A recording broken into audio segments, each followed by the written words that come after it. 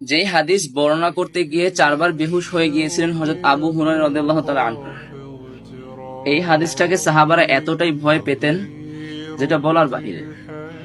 এই হাদিসটা হচ্ছে 3 ধরনের ব্যক্তিদেরকে নিয়ে যারা প্রথম জাহান্নামী হবে।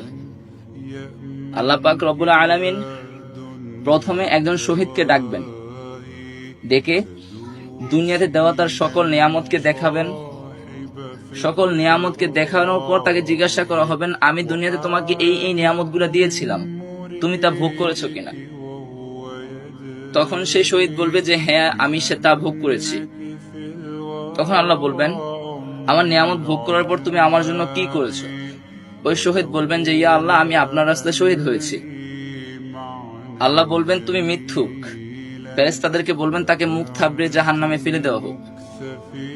তারপর আল্লাহ পাক রব্বুল আলামিন একজন আলেমকে ডাকবেন এবং বলবেন, পৃথিবীতে আমি তোমাকে ইলম দিয়েছিলাম, পৃথিবীতে আমি তোমাকে জ্ঞান দিয়েছিলাম, পৃথিবীতে আমি তোমাকে দ্বীন প্রচার করার সুযোগ দিয়েছিলাম, তুমি আমার জন্য কি করেছো?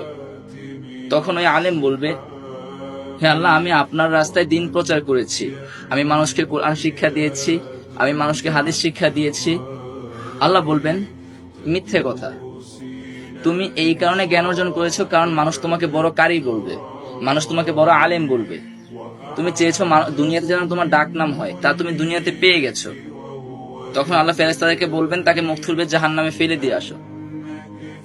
তৃতীয়ত আল্লাহ পাক একজন দানশীলকে ডাকবেন এবং বলবেন, দুনিয়াতে আমি তোমাকে এত ধন সম্পদ দিয়েছিলাম, এত কিছু দিয়েছিলাম, তুমি আমার জন্য কি করেছো? তখন ওই দানশীল বলবেন, ইয়া রব্বুল আলামিন, দুনিয়াতে আমি আপনার রাস্তায় দান সদকা করেছি। তখন আল্লাহ বলবেন, তুমি মিথ্যুক। দুনিয়াতে তুমি দান সদকা এই কারণে করেছো কারণ যেন মানুষ তোমাকে দানশীল বলে, মানুষ তোমাকে ধনী বলে, মানুষ তোমাকে ভালো বলে। এমন বলা হবে যে তাকে মুখ থুবড়ে জাহান্নামে ফেলে দিয়ে আসা হোক। দানশীলের দান ঠিক ছিল, একজন কারীর দ্বীন প্রচার করাও ঠিক ছিল, একজন শহীদ হওয়া ঠিক ছিল। তাদের যে জিনিসটা ঠিক ছিল না সেটা হচ্ছে তাদের নিয়ত। তারা শহীদ হয়েছিল ঠিকই, কিন্তু শহীদ আল্লাহর রাস্তায় হয়নি। তারা শহীদ এই কারণে হয়েছে মানুষ তাদেরকে শহীদ বলবে। সে কারি হয়েছিল ঠিকই, কিন্তু আল্লাহর রাস্তায় কারি হয়নি। সে কারি এই কারণে হয়েছিল মানুষ তাকে কারি বলবে। সে দানশীল হয়েছিল ঠিকই, কিন্তু সে আল্লাহর জন্য দান করেনি। সে দান এই কারণে করেছে মানুষ তাকে দানশীল বলবে। আল্লাহ আমাদেরকে কোনো কাজ করার আগে আমাদের নিয়ত সহি করার তৌফিক দান করিস। আমিন।